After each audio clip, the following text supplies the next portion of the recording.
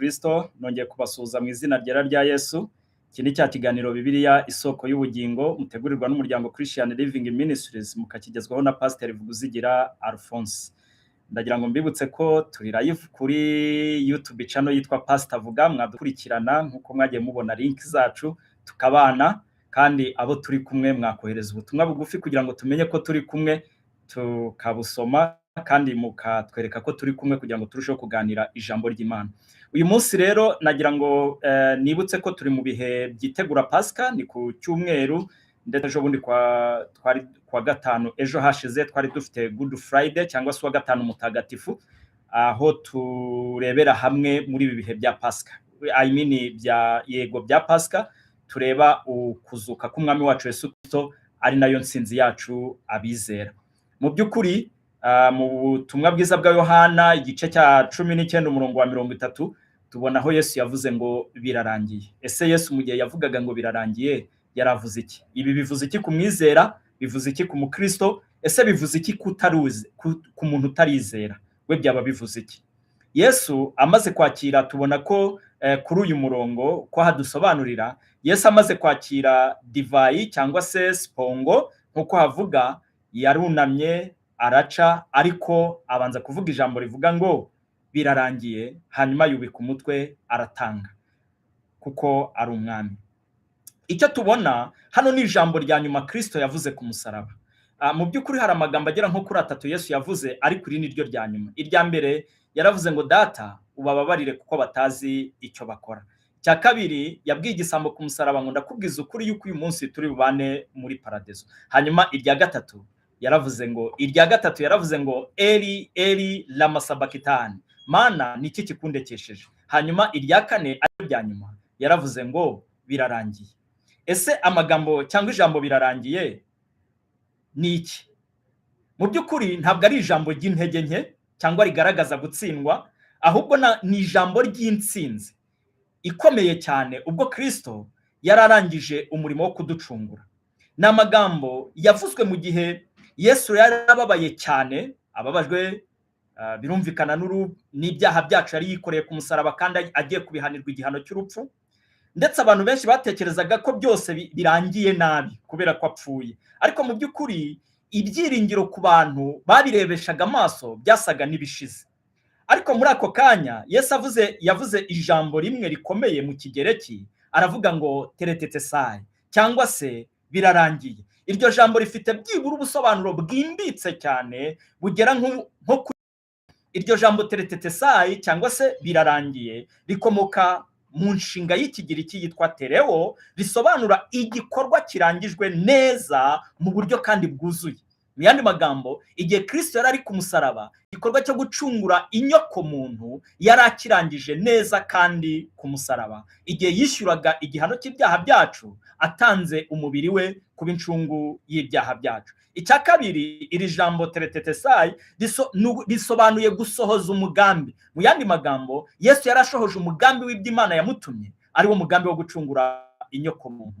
Mu by'ukuri icya gatatu rivuga kugera ku ntego cyangwa se kuzuza intego. Mu by'ukuri Yesu yari amaze kuzuza intego ye yo kuducungura nk'uko bigaragara mu byanditswe byera. Hanyuma icya kane ni ugushyiraho iherezo ku kintu mu buryo bwuzuye. Yesu yari amaze gushyira iherezo ku irimbuka rya mwene muntu wari ucireho urubanza rw'ibyaha, acireho iteka ryo kurimbuka kubera ibyaha dukomora kuri Adamu. Igihe Yesu rero yapfaga ku musaraba, yararangije mu by'ukuri ibyo umuntu yasabwaga byose kugira ngo yishyure ibyaha bye cyangwa se yishyure umujinya w'Imana wari umutegereje, kubera ko Yesu yapfuye mu cyimbo cye. Igihe Yesu rero yavugaga ngo birarangiye, yari amaze kuzuza misiyo ye neza. Teretetesai rero riri navuga ko riri mu nshinga y'igihe cyarangiye, bivuze ko igikorwa cyo kuducungura cyararangiye. Kristo yaragikoze ku musaraba kandi cyararangiye kera, ariko ingaruka zacyo, iri jambo nanone risobanura ko ingaruka z'icyo gikorwa zo zirakomeza kugeza iteka ryose. Mu yandi magambo, umurimo Kristo yakoze ku musaraba kugira ngo aducungure, adupfire, atubabarira ibyaha, ingaruka zawo zirakomeza kugeza iteka ryose. Kugeza Yesu agarutse, umurimo wo kuducungura yapfiriye ku musaraba i Gologota uzaba ugifite agaciro na n'uyu munsi. Ni nayo mpamvu abamwizera bahererwa ubugingo muri we, muri Kristo Yesu umwami n'umukiza wacu. Urugero rero rwo mu muco w'icyo gihe, ni ukuvuga igihe cya Yesu, iri jambo teretetesa birarangiye ni ijambo umugaragu yarivugaga iyo yabaga arangije inshingano ze neza. Mu yandi magambo, iyo umugaragu yabaga yarangije inshingano yaravugaga ngo birarangiye, cyangwa se yaravugaga ngo teretetesai, inshingano ndazirangije kandi nzirangije neza. Mu yandi magambo, igihe Kristo ku musaraba yavugaga ngo birarangiye, yararangije neza umugambi n'Imana. Imana yacu ishimwe. Icya kabiri, iri jambo ryavugwaga n'umutambyi. Umutambyi yarivugaga iyo igitambo cye cyabaga cyemewe. Mu yandi magambo, iyo umutambyi yajyanaga igitambo akajya kugitamba, yashoboraga kuvuga ngo teretetesai, birarangiye, kubera ko igitambo cye cyabaga kirangije gutambwa kandi cyemewe rwose. Iri jambo rero Yesu yarivuze nk'umutambyi wari umaze kwishyura rwose ikiru cy'ibyaha byacu, amaze kudutambira ibyaha byacu imbere ya Data wa twese. Mu by'ukuri rero, igihe Yesu yari ari ku musaraba, kuvuga iri jambo birarangiye ni ijambo rimwe gusa, ariko risobanuye ibintu byinshi cyane. Nk'umutambyi yari arangije kudutangira igitambo cy'urupfu twari duciriweho, apfa mu cyimbo cyacu, twebwe tubabarirwa ibyaha. Nanone nk'umugaragu w'Uwiteka yari amaze gusohoza iby'umugambi w'Imana wo gucungura inyoko muntu nk'uko Imana yabigambiye kera. Icya gatatu, nanone iri jambo teretetesai risobanura n'igihe umucuruzi yarikoreshaga igihe yashyiraga gihamya ku nyemezabwishyu agaragaza ko umwenda wose umuntu yari amubereyemo urangiye. Igihe Yesu yavugaga ngo teretetesai cyangwa se birarangiye, yasobanuraga ko bereyemo Imana, urubanza twari duciriweho rwo kurimbuka Yesu amaze kurwishyura, birarangiye, nta mwenda tukibereyemo Imana. Ntidugikeneye gukomeza amategeko kugira ngo twegere Imana cyangwa tubarwe nk'abakiranutsi imbere y'Imana. Ntitugikeneye ikintu icyo ari cyo cyose cyatugeza ku Mana, kuko umurimo Kristo yari amaze kuwurangiza. Iri jambo rero birarangiye Yesu yavuze mu gihe yapfaga ku musaraba ryasobanuye byibura ibi bintu bitatu by'ingenzi tumaze kuvuga. Icya mbere ni uko nk'umugaragu w'Uwiteka yararangije gucungura abantu kandi arangije umugambi Imana yamutumye wo gupfira abantu kugira ngo bakurweho urubanza rw'ibyaha, bahabwe ubugingo buhoraho. Icya kabiri, nk'umutambyi mukuru yararangije gutamba igitambo cy'iteka ryose gihagije rimwe na rizima kugira ngo twongere kwegerezwa Imana Data wa twese, kuko twari dutandukanijwe nayo n'ibyaha byacu dukomora kuri Adamu, umukurambere wacu wahisemo kutumvira Imana akayigomekaho mu gukora iby'Imana yamubujije, bityo abakomoka kuri Adamu bose bakokozwa urupfu rw'iteka ryose. Hanyuma icya gatatu ni ijambo umucuruzi yakoreshaga cyangwa se muri bizinesi bakoreshaga kugira ngo bagaragaze neza yuko umwenda wose wishyuwe. Igihe Kristo rero yari ari ku musaraba avuga ngo birarangiye, yagaragaje yuko ibyari bikwiriye kugira ngo inyoko muntu yose ibabarirwe, ibyari bikwiriye kugira ngo umwenda twari tubereyemo Imana wishyurwe, Kristo yari amaze kuwishyura ku musaraba. Izina ry'Imana yacu rihabwe icyubahiro. Bityo rero Yesu yaravuze ati birarangiye, yari atangaje ko umurimo wo kuducungura urangiye kandi umwenda w'ibyaha byacu wishyuwe kandi burundu. Iyo tumaze kwizera Yesu, tukizera umurimo yakoreye ku musaraba, umwenda w'ibyaha byacu bawishyuwe burundu. Rimwe na rimwe usanga abantu bahangayika, rimwe na rimwe ntibizere n'imbabazi z'Imana ko bababariwe, ariko Kristo yamaze kwishyura umwenda twari tubereyemo Imana. Bityo rero abamaze kwizera Yesu Kristo nk'umwami bose twamaze gukurwaho urubanza rw'ibyaha. Niyo mpamvu Pawulo yanditse mu Roma igice cya 8 umurongo wa 2 aravuga ngo nuko rero abari muri Kristo Yesu nta teka bazacirwaho, kuko umwuka w'ubugingo bwo muri Kristo watubatuye itegeko ry'ibyaha n'urupfu. Iyo umuntu avuze gutya, ntabwo aba avuze ko abantu atari abanyantege nkeya bakongera gucumura ku Mana. Oya, twongera gucumura ku Mana, ariko ntabwo tugiciriweho urubanza rwo kurimbuka, kuko Kristo yamaze kwishyura ikiru cy'ibyaha byacu.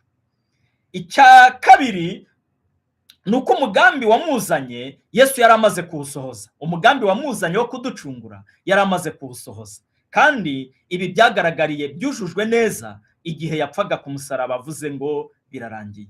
Igitambo cyari cyemewe n'Imana, cyangwa se mu yandi magambo, Imana yemeye igitambo cy'umwana wayo kugira ngo ibabarire abari mu isi, imaze kumutanga ngo apfe ku musaraba, apfe mu cyimbo cy'abanyabyaha, hanyuma twebwe tubabarirwe ibyaha. Ni iki rero birarangiye, cyangwa se ni iki cyari kirangijwe mu gihe Kristo yapfaga ku musaraba? Icya mbere twakivuze ni umurimo wo kudukiza. Imana yari urangije. Yesu ntiyavuze ati ndapfuye, oya. Ntabwo yavuze ati data ndapfuye, oya. Cyangwa avuga ngo data ndatsinzwe, oya. Ahubwo yaravuze ati birarangiye. Ibyari birangiye si uko yari yiramase ko apfuye, ahubwo ni uko muri aya magambo twamaze kuvuga yari amaze gukora ibi byose twavuze haruguru. Yari amaze kwishyura umwenda w'abanyabyaha, nk'umutambyi mukuru yari amaze gutanga igitambo cy'ibyaha, kandi nk'Imana nzima nanone yari amaze kurangiza umurimo wo kuducungura. Mu by'ukuri rero umugambi w'agakiza watangiye kuva kera mu itangiriro, mu gice cya 3 umurongo wa 15, aho Imana yavuze ngo nzashyira urwango hagati yawe y'urubyaro rwa gahanga nawe uzamuruma agatsinsino. Uhereye hano mu itangiriro mu gice cya 3 yari isezeranije umukiza uzabaho mu mateka y'isi, agacungura abari mu isi abakuye muri ubwo bubata bashyizwemo n'icyaha. Uwo mugambi rero Imana yakomeje kuwurinda, itoranya abantu batandukanye, harimo Aburahamu, Isaka, Yakobo n'abandi, kugeza kuri Dawidi, ndetse kugeza igihe umwami wacu Yesu Kristo yavukiye kugira ngo asohoze uyu mugambi w'Imana. Uyu mugambi rero Kristo yavuze ngo birarangiye, ni wa mugambi uhereye mu itangiriro wo gucungura inyoko muntu Imana yagiye irinda inyujije mu bantu batandukanye, kugeza ku munsi Kristo yarangije uyu murimo ku musaraba araducungura. Kandi inshingano data wa twese yamuhaye, kuko mwibuka ko Yesu yabwiye abigishwa be ngo nkure gukora umurimo w'uwantumye hakiri ku manywa. Ndetse ahandi mu gice cya 4 cya Yohana arababwira ngo mfite ibyo kurya mutazi, ni umurimo wo gukora ibyo data yantumye. Mu by'ukuri rero ijambo ry'Imana ritwereka neza yuko Kristo igihe yavugaga ngo birarangiye, yararangije inshingano yamuzanye yo gucungura abari mu isi, nk'uko ijambo ry'Imana ribivuga mu Byahishuwe 5:8 ngo ni wowe ukwiye kwenda igitabo ukamenya ibimenyetso bigifatanije, kuko ari wowe watambwe ugacungurira Imana yacu abo mu ndimi zose no mu moko yose no mu mahanga yose, ubacunguriye Imana yacu kuba abami n'abatambyi bazima bazima mu isi. Nanone tubona ko muri Yohana igice cya 17 umurongo wa 4 Yesu yavuze ngo narangije umurimo wampaye gukora. Nubwo umusaraba wajyagaho ibivume, abicanyi, ibisambo n'abandi, ariko kuri Yesu umusaraba ntiwari impanuka, ahubwo wari umugambi w'Imana. Mu by'ukuri umusaraba, turebye mu isi y'Abaroma cyangwa se y'Abayuda, umusaraba wajyagaho ibivume, wajyagaho abohe, wajyagaho abecanyi, wajyagaho abantu mu yandi magambo bigometse ku ngoma y'Abaroma. Ariko mu by'ukuri kuri Yesu ntabwo umusaraba wari impanuka, umusaraba wari umugambi w'Imana. Imana yashimye kohereza umwana wayo apfa urupfu rubi rwo ku musaraba, rw'ibivume, rw'abicanyi, rw'ibisambo, kugira ngo njyewe nawe tubabarirwe. Mu by'ukuri rero nubwo ugaragara nk'umusaraba nk'intege nke, ariko mu by'ukuri umunyabyaha. Imana yashimye gukoresha ibigaragara, Imana yashimye gukoresha ibigaragara nko gutsindwa, ariko nizo mbaraga zayo. Imana yashimye kudukiza ibikoresheje umusaraba wa Kristo, ubwo yamutangaga kugira ngo apfe azize ibyaha byacu. Niyo mpamvu urwa 2 rw'Abakorinto igice cya 5 umurongo wa 21 aravuga ngo utigeze kumenya icyaha, Imana yamuhinduye icyaha ku bwacu kugira ngo duhinduke gukiranuka kw'Imana. Ikindi cya kabiri tubona cyari kirangiye ni uko umwenda w'ibyaha wari wishyuwe burundu. Mu by'ukuri umwenda w'ibyaha wari umaze kwishyurwa burundu, kandi icyaha cyashyize umuntu mu mwenda atashobora kwishyura. Igihe Adamu na Eva bacumuraga, byashyize inyoko muntu mu mwenda atashobora kwishyura. Ariko Imana ishimwe kuko yohereje umwana wayo wabyawe n'umugore, avuka atwarwa n'amategeko kugira ngo acungure abatwarwa nayo, biduheshe wa murage twasezeranijwe. Bene data bakundwa, abadukurikiye mwese, reka nkwibutse ko igihe Kristo yapfiraga ku musaraba ntabwo yaziraga ibyaha bye, nta kindi yari yakoze gikwiriye kumwicisha, ahubwo yazize ibyaha byanjye nawe. Kugira ngo arangize uyu murimo wo kuducungura, byamusabye gutanga ubugingo bwe, byamusabye gutanga umubiri we, byamusabye kwitanga kugira ngo apfe mu cyimbo cy'abanyabyaha. Ibi rero byari kugira ngo yishyure umwenda w'ibyaha byanjye nawe, dukurweho urubanza rwari ruturiho rwo kurimbuka twashyizwemo n'umwenda w'ibyaha. Mu by'ukuri rero umusaraba Yesu yatubereye ku musaraba, Yesu yatubereye incungu. Yesu yishyize mu mwanya wacu, apfa mu cyimbo cyacu, kandi Yesu yishyuye igiciro cyose cyasabwaga ngo ducungurwe, kandi icyo giciro nta kindi ni urupfu rwo ku musaraba. Nta yandi maturo akenewe, nta mihango ikenewe cyangwa imigenzo igikenewe ngo mbabarirwe ibyaha cyangwa ubabarirwe ibyaha, nemerewe cyangwa nemerwe n'Imana. Nta kindi kiguzi gikenewe cyangwa gisigaye, kuko Kristo yamaze kwishyura ikiguzi gikwiriye, kandi yamaze kwishyura ikiguzi cya nyacyo. Icyo kiguzi nta kindi ni urupfu Kristo yapfiriye ku musaraba, aduhuza n'Imana, atwunga n'Imana, tubabarirwa ibyaha. Rero tubona yuko icya gatatu nanone tubona imbaraga z'icyaha na Satani ku musaraba zaratsinzwe. Ku musaraba igihe Yesu yavugaga ngo birarangiye, imbaraga z'icyaha na Satani zaratsinzwe. Icyaha cyatakaje ububasha ku bizera Yesu. Ntabwo tugitegekwa n'ibyaha, ntabwo tugitwarwa n'ibyaha, kuko dufite undi mwami udutwara, uwo twamaze kwizera, kandi wapfiriye ibyaha byacu kugira ngo yishyure ikiru cy'ibyaha byacu. Urupfu rwaratsinzwe, ntabwo rugiherana abantu, kuko Kristo yaruhinduye irembo ritugeza kwa Data. Mu by'ukuri bene data, urupfu rwa Kristo rwabereye abizera Yesu Kristo irembo.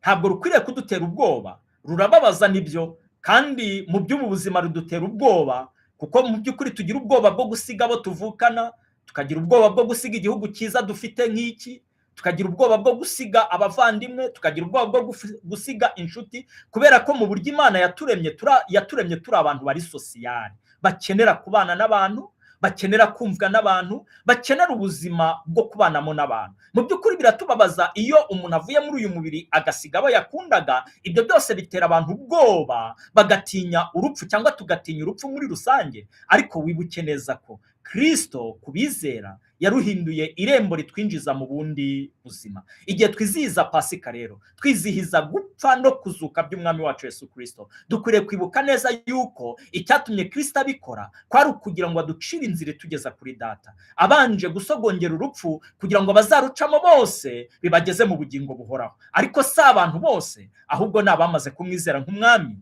n'umukiza w'ubugingo bwabo, nk'uko ijambo ry'Imana ribivuga. Bityo rero icya kabiri, usibye ibyaha, Satani nawe yaratsinzwe, kuko nta bubasha gifite kubizera Yesu Kristo nk'umwami n'umukiza wabo. Baramunesheje, ndetse Bibiliya iravuga ngo bamuneshejeje amaraso y'umwana w'intama w'Imana, ariyo ya Kristo Yesu. Ndetse mu Bakolosayi 2:14 na 15, Yesu yahanaguye umwenda wacu, atsinda abanzi bacu bose, abivuze hejuru, abahemuye kubw'umusaraba.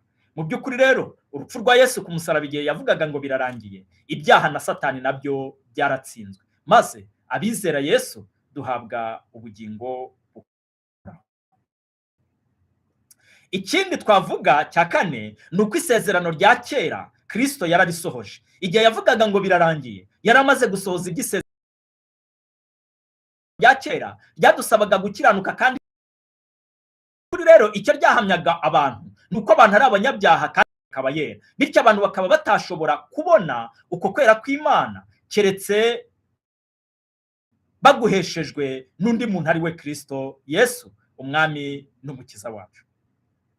Amategeko yose, ibitambo byose n'ubuhanuzi bwose byerekezaga kuri Kristo, umwami n'umukiza wacu. Yesu yashohoje byose, nta na kimwe kivuyemo, kandi igihe yapfaga ku musaraba byose byari birangiye. Ibyo amategeko yasabaga Yesu yari abishohoje, kuko amategeko Yesu twahawe gukiranuka kw'Imana. Icya kabiri ni uko ibitambo byasabaga ubwiyunge n'Imana. Ibyo Kristo yamaze kubisohoza, kuko muri Kristo nimwe Imana yiyungiye n'abari mu isi, ntiyaba ikibabaraho gukiranirwa kwabo. Urwa kabiri rw'Abakorinto 5:18. Ndetse ikindi ni uko n'ubuhanuzi bwose bwavugaga Kristo uzaza agatanga ubugingo bwe, agapfira ibyaha by'abari mu isi bose. Yesu rero, ibyahanuwe, amategeko n'ibitambo byashushanyaga Kristo uzaza, kandi igihe Kristo yavugaga ngo birarangiye ku musaraba, yarashohoje ibyo byose, amategeko yasabaga, ubuhanuzi bwavugaga, ndetse n'ikibitambo byerekezagaho, ari we Kristo umwami n'umukiza wacu. Yesu rero yarabishohoje byose kandi byararangiye. Umwenda wo mu rusengero wagabanyaga urusengero mo kabiri, wagabanyaga hera na hera cyane, nawe watabutsemo kabiri. Bivuga ko inzira igana ku Mana irakinguye, kandi mbere ntabwo ariko byari bimeze, kuko ntabwo twashoboraga kubona gukiranuka kw'Imana, nta n'uwashoboraga kugera ku Mana. Ariko Kristo igihe yavugaga ngo birarangiye, ni ukuvuga ngo ibyo umunyabyaha yari akeneye byose ngo yiyunge n'Imana agere ku Mana birarangiye. Ikimenyetso cyagaragaye ku isi ni uko umwenda wari ukingirije ahera n'ahera cyane, cyangwa wagabanyagamo kabiri ahera n'ahera cyane, mu by'ukuri watabutsemo kabiri. Buri wese afite uburenganzira bwo kugera ku Mana. Nta muhanuzi rero, nta mutambyi cyangwa undi muntu wese ugikenewe hagati y'Imana n'abantu ngo ageze abantu ku Mana cyangwa avugire abantu ku Mana, kuko Kristo yamaze kuba inzira ihagije igeza abantu ku Mana, kugira ngo abantu babashe gusobanukirwa Imana kandi babashe kubana n'Imana. Nkuko Yesu yavuze ngo data, ibitambo by'amatungo ntiwabishimye, ariko ndaje kugira ngo nitambe kuko ariko wabishimye. Yesu rero yasohoje iby'amategeko yasabaga byose, asohoza iby'ubuhanuzi bwasabaga byose, ndetse asohoza n'ibyo ibitambo byasabaga byose.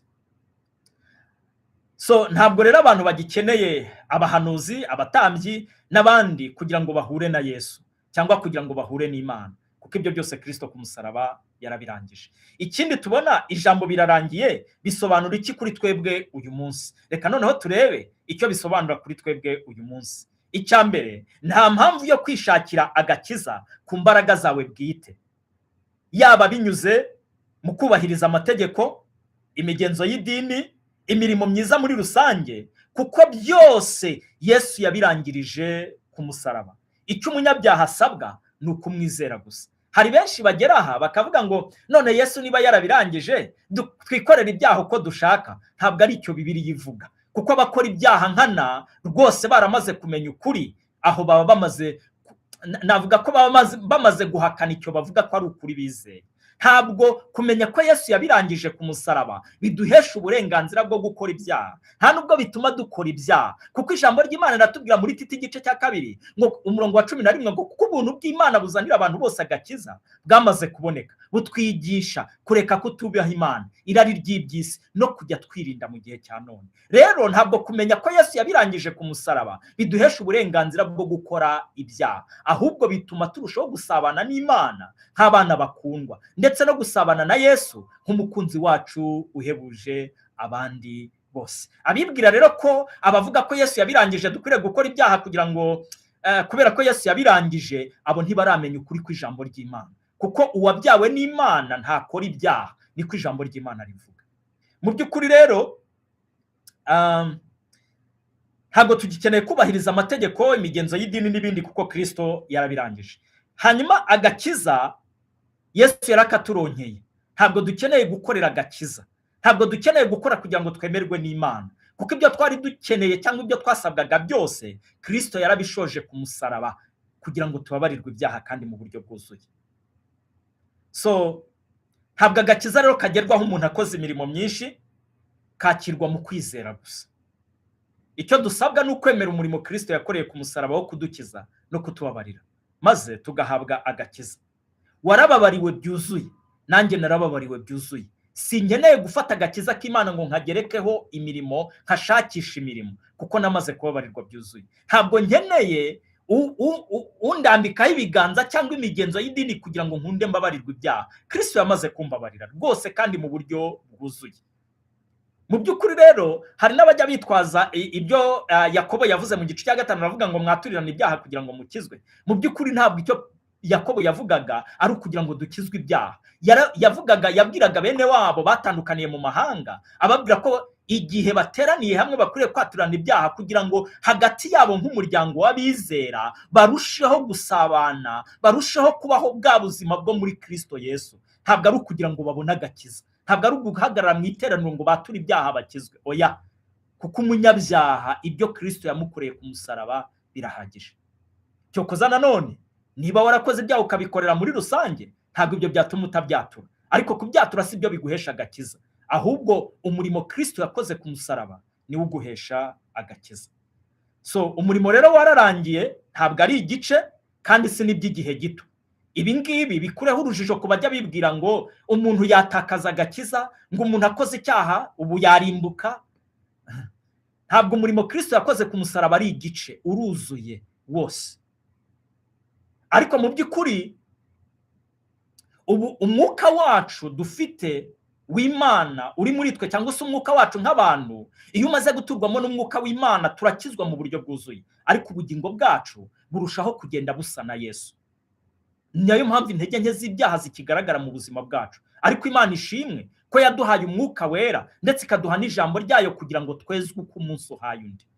Umurimo w'umwuka wera rero, umwe mu mirimo y'umwuka wera ni ukweza umunyabyaha kugira ngo mu buzima bwe bwa buri munsi arusheho gusa na Yesu. Uwo ni umurimo uri mu gakiza Imana yaduhaye muri Kristo Yesu. Kuko ubushize nabasobanuriye ko agakiza it's a package, ni ikintu gikubiyemo ibintu byinshi, ntabwo ari igikorwa kimwe. Rero ushobora kubaho mu ntsinzi Kristo,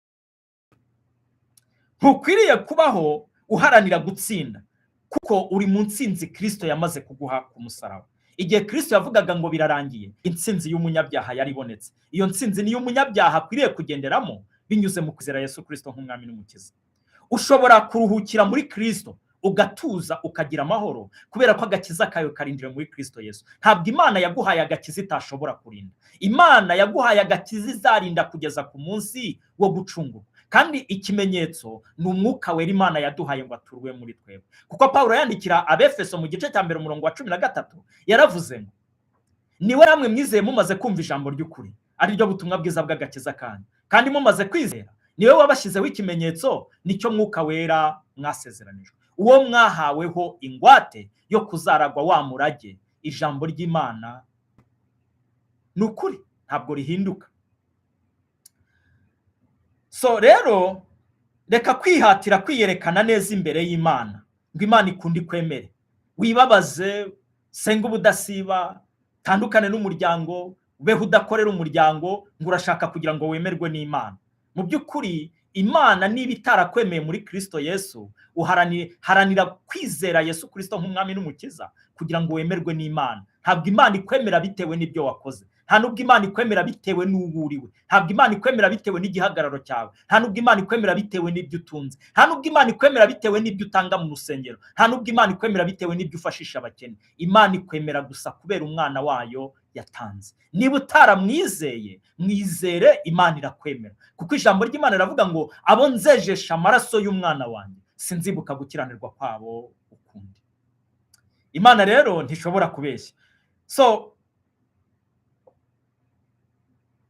tekereza nawe umuntu wari ukatiwe urwo gupfa, hanyuma hakaza umuntu akavuga ati umwenda wawe warishyuwe, cyangwa ibyo wagombaga kuzira byarishyuwe, urarekuwe.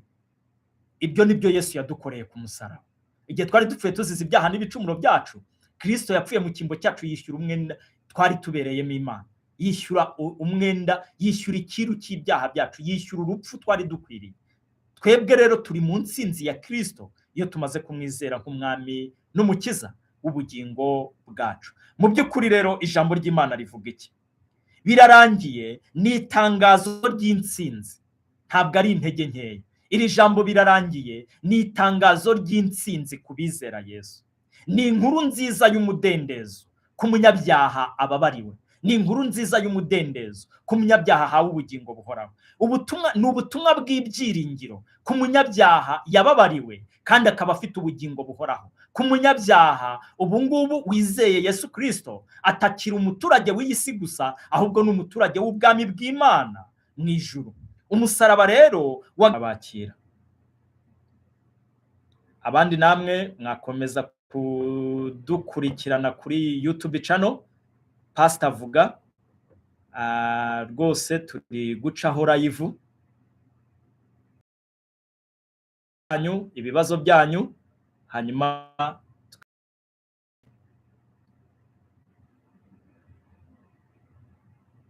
namwe mushobora kohereza ibitekerezo byanyu cyangwa se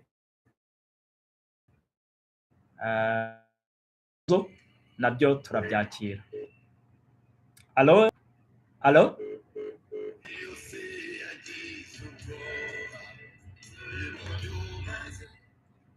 Radio Mucyalo yego yego namwe muyahorane ariko Imana ko nabakugikira kajya kuzina ariko nisendiraza kuko kwizera dushishikarize nakwizera gusa singiye maraka yawe bo ubaye uvuga ko bidahaye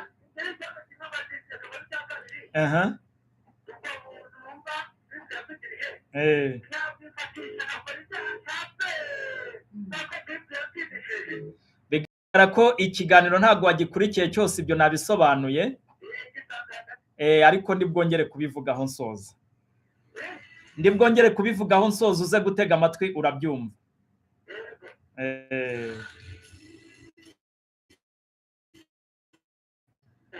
Radio Mucyalo ahimbazwe iteka yego mama Dia uraho neza amen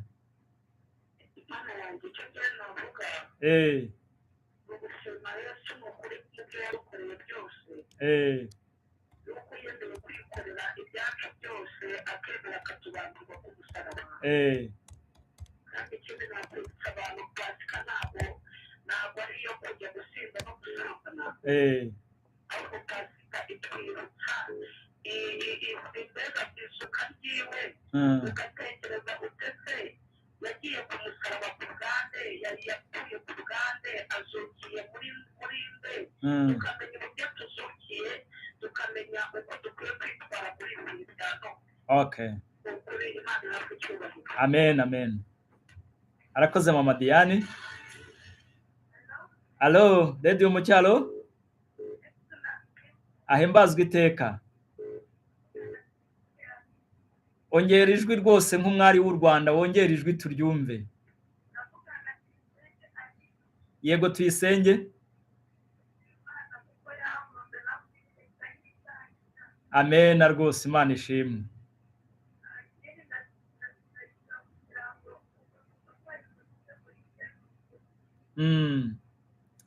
icyo ukwiriye gusaba ni ukwizera Yesu no kumwakira nk'umwami. Hari igihe rimwe na rimwe abantu bavuga ngo izukire muri njye ariko ntibasobanure icyo bavuze.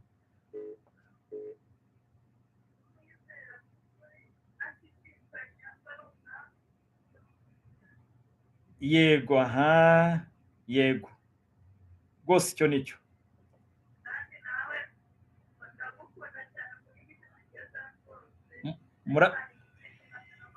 Murakoze rwose, ndabashimiye, Imana ibahe umugisha.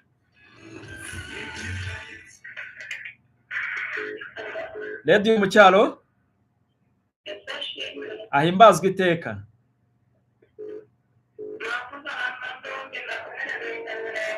Yego Domina.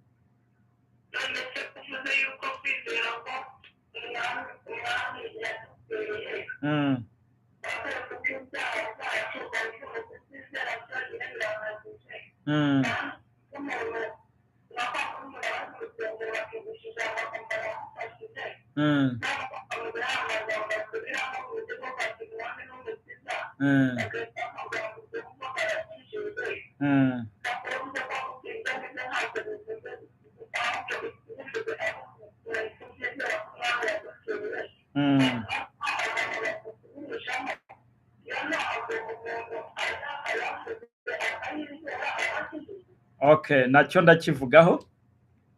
Murakoze cyane.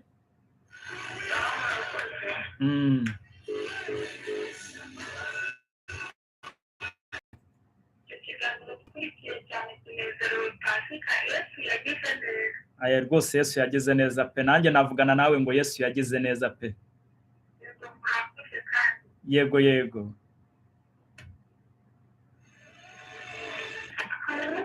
Oui. Ahimbazwe iteka. Yego Grace. Yashimye Imana kuko amenye ko gukiranuka nenerwa ku bw'imirimo yanjye. Amen. Imana ishimwe cyane Grace rwose. Icyo kiranejeje pe.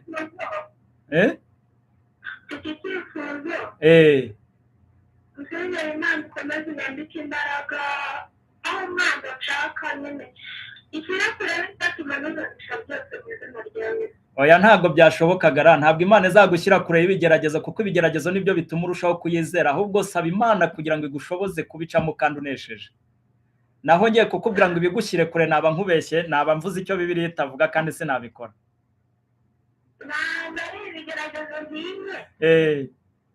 ahubwo nyine buri gihe iyo nisanze mu cyaha mba numva mfite ikibazo ahubwo iyo uvuga icyo mbere byari kuba byiza. Icyo usabwa gusa ni ukumvira ijambo ry'Imana no kumenya yuko igihe wagiranye ikibazo na So wo mu ijuru, uburyo bwiza ni ukwatura icyaha cyawe kandi ukacyihana rwose, ugasaba Umwuka Wera utuye muri wowe kugufasha kutazongera kubisubira, kandi akarushaho guhindura ubuzima bwawe bukaba bushya muri Kristo Yesu. Cyo kirumvikana rwose.